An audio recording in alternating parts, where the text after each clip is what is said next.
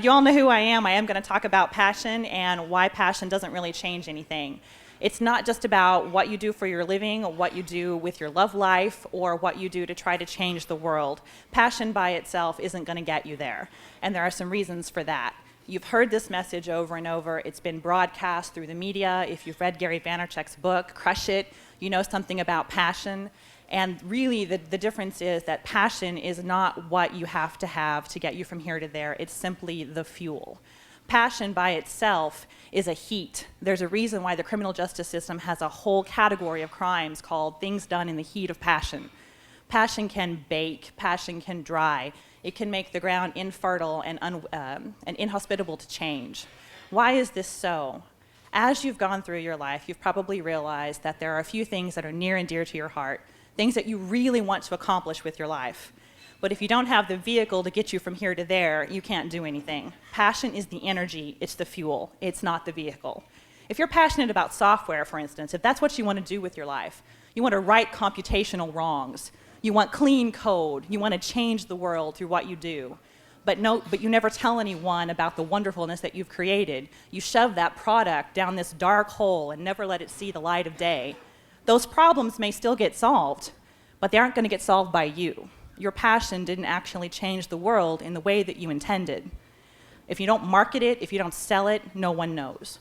So passion at work is valuable. It will motivate you to get up at 5:30 in the morning, to go out and create, to innovate, to excel, to push, to connect.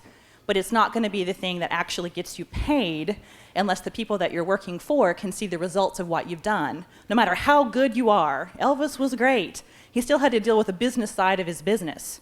His business is still a business, and he's been dead many, many years. So passion, without that vehicle to drive you forward in your work life, isn't going to change things. If you can't do something with that passion at work that other people deem valuable, that they will stand up and cheer for you, they will applaud, they will pay you, then your passion in the workplace isn't going to get you very far, nor will it change the things that you want to change. What about love, then? Surely we should all marry for love. Passion is a great thing. It's the spark that often brings two people together. It can look at someone across the room and you know instantly that there's a connection that you want to follow up and try to explore. You may be on a park bench a little later in a passionate lip lock while the guy next to you goes, uh-oh, too much information. But that kind of passion is not what fuels a long-term relationship.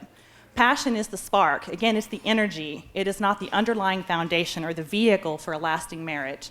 My husband and I have been married 12 years, and I would say we're still passionately in love. But his passion has tangible meaning for me. He gets up in the middle of the night to change diapers. He makes sure I have chocolate on the night before IgniteTulsa so that I can actually practice.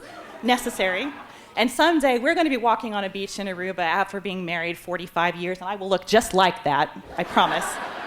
That's what passion is. It's the fuel to make marriage have meaning, not just a momentary emotion.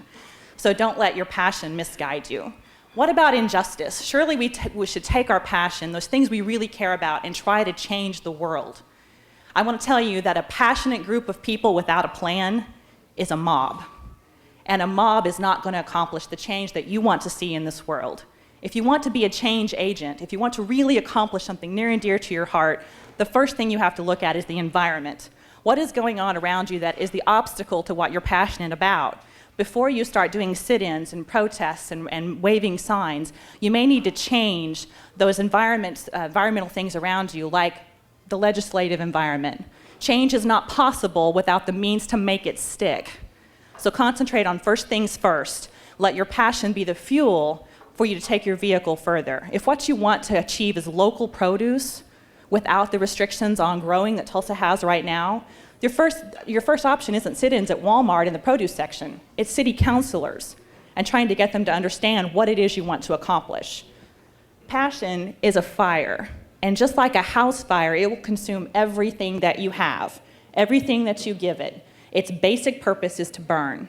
If you take that energy, if you take that passion, that fuel, and actually learn to channel it into something effective, into something that is harnessed and focused, you will be able to accomplish everything that you want in work, in your love life, and in in your larger world and all those things that you think are unfair and need to be changed. So don't be passionate, be effective.